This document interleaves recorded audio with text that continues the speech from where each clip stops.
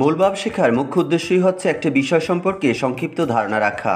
ভিডিওটিতে থাকছে অষ্টম শ্রেণীর নতুন বাংলা বইটি থেকে শব্দ থেকে কবিতা প্রবন্ধের মূল ভাব। শব্দ থেকে কবিতা প্রবন্ধটি বাংলাদেশের একজন বিশিষ্ট প্রাবন্ধিক ও ভাষাবিজ্ঞানী হুমায়ুন আজাদ রচিত। রচনাটি একটি বিশ্লেষণমূলক লেখা। সাহিত্যের মধ্যে কবিতা এমন একটি বিষয় যেখানে শব্দ নিয়ে খেলা যায়। কবিতার সৌন্দর্যই হচ্ছে শব্দ। কবিতাটিতে কবিতার শিল্পগুণ, বৈশিষ্ট্য ও কবিতা লেখার কৌশল সম্পর্কে সহজ, সরল ও সাবলীল ভাষায় বর্ণনা করা হয়েছে। কবিতা পড়লে মানুষের মনের ভিতরে স্বপ্ন জেগে ওঠে, ছবি ভেসে ওঠে। শব্দ নিয়ে খেলতে পারলেই লেখা যায় কবিতা, আর এর জন্য শব্দের ভাণ্ডার থাকতে হবে। কবিদের চেতনায় খেলা করে নতুন ছবি, নতুন ভাব। এজন্য তারা লিখতে পারেন কবিতা, আর এ কারণেই কবিতা মানুষকে স্বপ্নের জগতে নিয়ে যেতে পারে।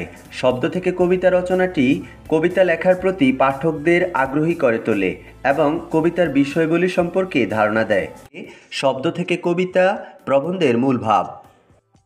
শব্দ থেকে কবিতা প্রবন্ধটি বাংলাদেশের একজন বিশিষ্ট প্রাবন্ধিক ও ভাষাবিজ্ঞানী হুমায়ুন আজাদ রচিত। রচনাটি একটি বিশ্লেষণমূলক লেখা। সাহিত্যের মধ্যে কবিতা এমন একটি বিষয় যেখানে শব্দ নিয়ে খেলা যায়। কবিতার সৌন্দর্যই হচ্ছে শব্দ। কবিতাটিতে কবিতার শিল্পগুণ, বৈশিষ্ট্য ও কবিতা লেখার কৌশল সম্পর্কে সহজ, সরল ও সাবলীল ভাষায় বর্ণনা করা হয়েছে। কবিতা পড়লে মানুষের মনের ভিতরে স্বপ্ন জেগে ওঠে, ছবি ভেসে ওঠে।